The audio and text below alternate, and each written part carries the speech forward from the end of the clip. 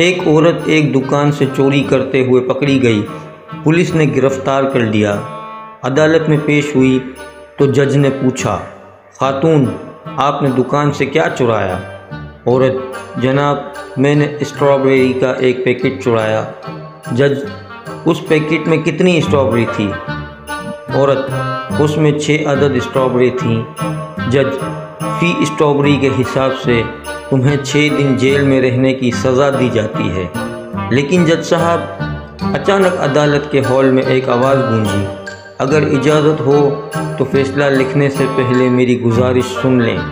जज ने इजाज़त दी तो वो आदमी आगे कटहरे में आया। जज, लेकिन मोहतरम आप हैं कौन?